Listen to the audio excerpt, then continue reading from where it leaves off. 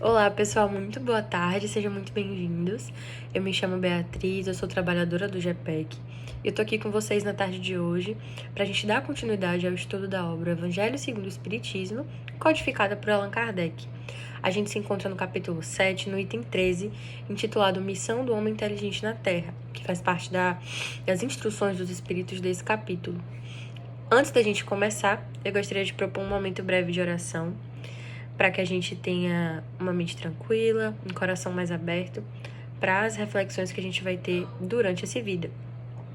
Então, eu gostaria de pedir que vocês, nesse momento, se sentem de forma confortável, para aqueles que assim quiserem, que fechem os olhos. Vamos respirando bem profundamente.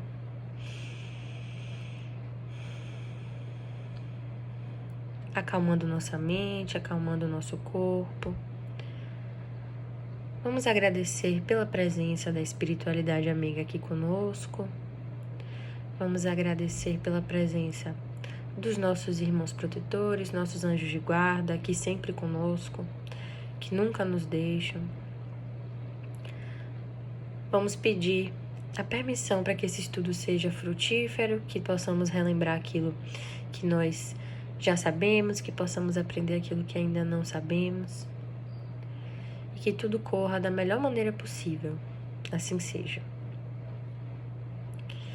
Bom, vamos então começar, esse estudo, fazendo a leitura do texto. Então, vamos lá. Capítulo 7, novamente, item 13, Missão do Homem Inteligente na Terra. Não vos ensoberbeis do que sabeis, porquanto esse saber tem limites muito estreitos no mundo em que habitais. Suponhamos sejais sumidades em inteligência nesse planeta. Nenhum direito tendes de envaidecer-vos. Se Deus, em seus desígnios, vos fez nascer num meio onde pudestes desenvolver a vossa inteligência, é que quer que a utilizeis para o bem de todos. É uma missão que vos dá, pondo-vos nas mãos um instrumento com que podeis desenvolver, por vossa vez, as inteligências retardatárias e conduzi-las a ele. A natureza do instrumento não está a indicar a que utilização deve prestar-se? A enxada que o jardineiro entrega a seu ajudante não mostra a este último que lhe cumpre cavar a terra? Que diríeis se esse ajudante, ao invés de trabalhar, erguesse a enxada para ferir seu patrão?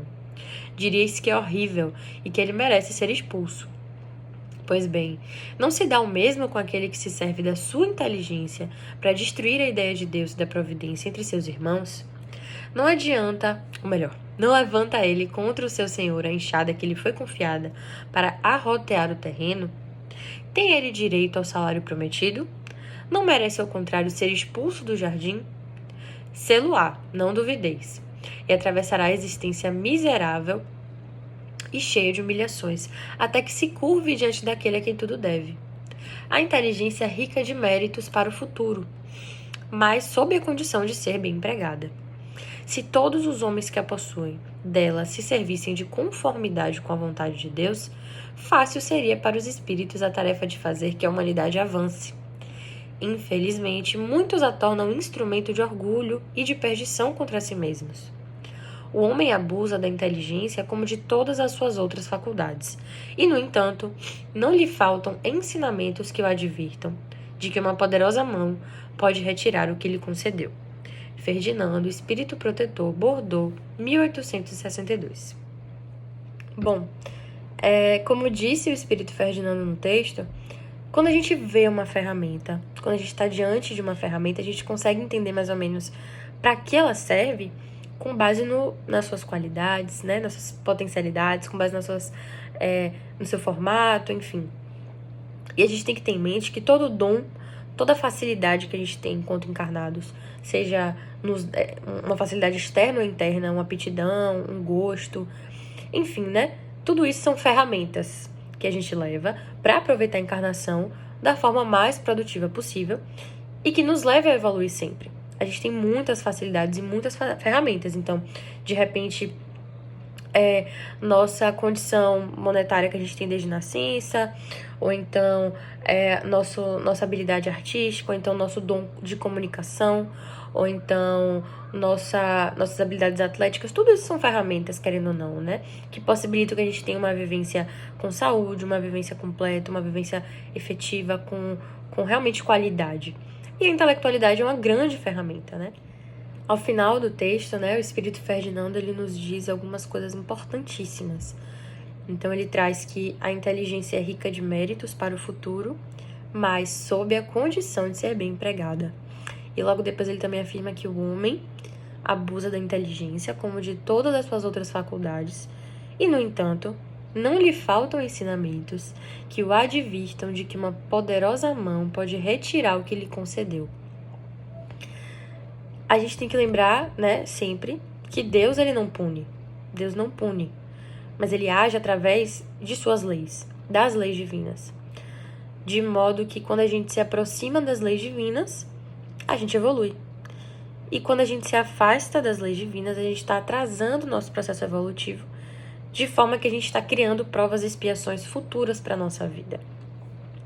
Falar de leis divinas, eu recomendo aqui a leitura da parte 3ª do Livro dos Espíritos, mas a gente consegue lembrar aqui que tudo que nos aproxima dela é aquilo que nos aproxima de uma vivência empática, de uma vivência focada na autorreflexão sempre, no automelhoramento, em você buscar não fazer o mal, em você sempre buscar fazer algo de positivo, efetivamente bom para os outros, para o mundo ao seu redor, para você mesmo, né? É realmente uma vivência em busca do automelhoramento.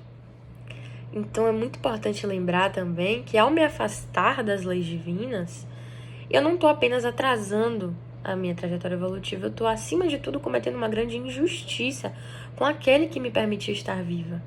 Eu estou sendo semelhante àquele exemplo dado no texto, né, do funcionário que levanta a enxada contra aquele que lhe deu a enxada, que lhe deu a ferramenta. Então, evitar, por exemplo, a vaidade intelectual é um grande desafio. Se eu não evito isso, no futuro eu vou vivenciar dificuldades que vieram desse mau uso. E aí eu posso estar falando de uma impossibilidade de utilizar minha faculdade intelectual no futuro. Eu posso falar também de algo que me limite de alcançar um desenvolvimento intelectual que eu estava tentando buscar já algumas encarnações, por exemplo. São muitas possibilidades, não temos como prever, mas se a gente sabe que limitações vão ser impostas à nossa intelectualidade, se a gente não souber utilizá-la da melhor forma hoje, a gente já tem aí mais uma motivação, né, para manter nossos bons ideais no presente. Vamos refletir também no seguinte: quando falamos de intelectualidade, precisamos lembrar que todos nós temos faculdades intelectuais. Esse texto que foi lido não se refere àqueles que são experts, que são pessoas inteligentíssimas, geniais, aqueles que são considerados as pessoas que são verdadeiramente intelectuais. Não existe isso. A gente está falando de capacidade intelectual que está presente em todos nós. E como eu citei, somos responsáveis, né, por desenvolver a nossa capacidade intelectual. Temos responsabilidade acerca do uso dessa faculdade, independente do grau de evolução que temos dessa faculdade intelectual. Eu tenho, você, todos nós temos responsabilidade.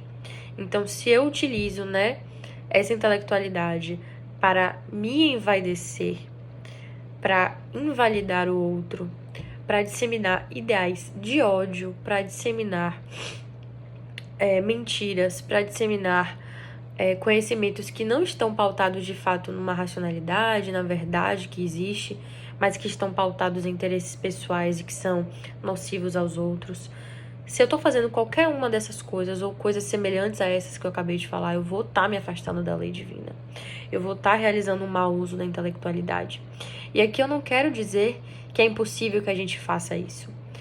De novo, é uma tecla que precisamos bater sempre, por mais que fique repetitivo. Sim, somos imperfeitos. Mas não é porque somos imperfeitos que não vamos buscar evoluir. Não é porque somos imperfeitos que vamos falar, sou imperfeito, não consigo evitar esse erro. Não.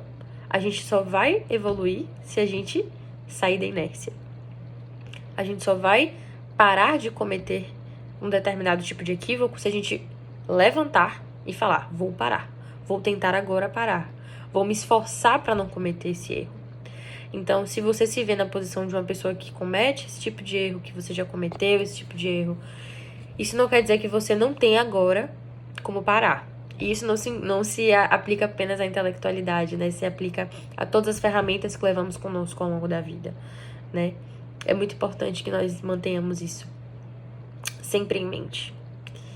Então, eu gostaria de, nesse momento, agradecer pela presença de vocês aqui, nesse estudo de hoje. Gostaria de finalizar o nosso encontro com mais uma breve oração. Então, eu vou pedir mais uma vez a vocês que se sentem de forma confortável, que fechem os olhos se estiverem confortáveis para isso, respirando fundo mais uma vez. Agradecendo mais uma vez pela presença da espiritualidade maior que nos cerca nesse momento, pela presença dos nossos irmãos de guarda. Vamos agradecer pela oportunidade que tivemos de ter contato com esse texto, de ter contato com essa visão. Vamos pedir ajuda, auxílio, para que nos próximos dias, a partir de hoje, tenhamos consciência cada vez mais acerca do uso que fazemos das nossas faculdades, das nossas facilidades, das nossas ferramentas internas e externas. Que consigamos hoje escutar o auxílio da divindade, o auxílio da espiritualidade, no momento de nos guiar através das experiências da vida, que saibamos escolher os melhores caminhos para nós. E vamos pedir a permissão para finalizar o estudo e para que voltemos aqui no mesmo horário na próxima semana, para dar continuidade a essas reflexões. Que assim seja. Eu recomendo, pessoal, a leitura do texto, a releitura do texto. Recomendo também a leitura da codificação acerca das leis divinas, acerca desses temas que nós tratamos aqui hoje. E eu vejo vocês em breve nas próximas reflexões acerca do Evangelho segundo o Espiritismo. Muito boa tarde a todos.